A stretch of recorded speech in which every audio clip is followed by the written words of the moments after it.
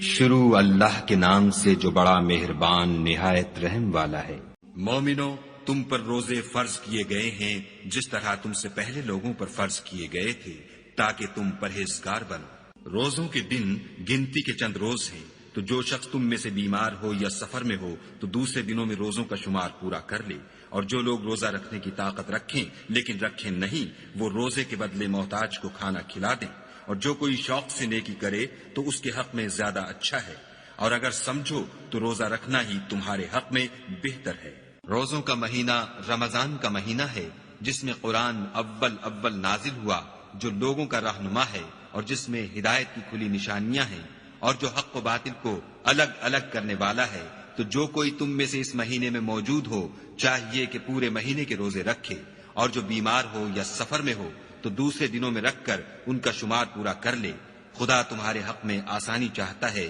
اور سختی نہیں چاہتا، اور یہ آسانی کا حکم اس لیے دیا گیا ہے کہ تم روزوں کا شمار پورا کر لو، اور اس احسان کے بدلے کہ خدا نے تم کو ہدایت بخشی ہے تم اس کو بزرگی سے یاد کرو اور اس کا شکر کرو۔ اور اے پیغمبر، جب تم سے میرے بندے میرے بارے میں دریافت کریں تو کہہ دو کہ میں تو تمہارے پاس ہوں، جب کوئی پکارنے والا مجھے پکارتا ہے تو میں اس کی دعا قبول کرتا ہوں۔ تو ان کو چاہیے کہ میرے حکموں کو مانیں اور مجھ پر ایمان لائیں تاکہ نیک رستہ پائیں۔ روزوں کی راتوں میں تمہارے لیے اپنی عورتوں کے پاس جانا جائز کر دیا گیا ہے،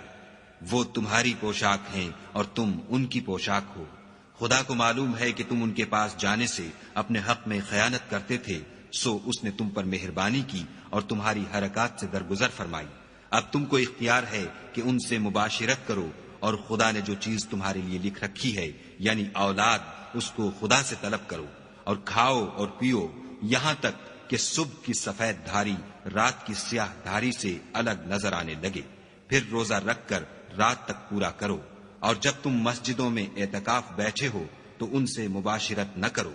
یہ خدا کی حدیں ہیں، ان کے پاس نہ جانا۔ اسی طرح خدا اپنی آیتیں لوگوں کے سمجھانے کے لیے کھول کھول کر بیان فرماتا ہے تاکہ وہ پرہیزگار بنے۔ اور ایک دوسرے کا مال ناحق نہ کھاؤ، اور نہ اس کو رشوتاً حاکموں کے پاس پہنچاؤ، تاکہ لوگوں کے مال کا کچھ حصہ ناجائز طور پر نہ کھا جاؤ، اور اسے تم جانتے بھی ہو۔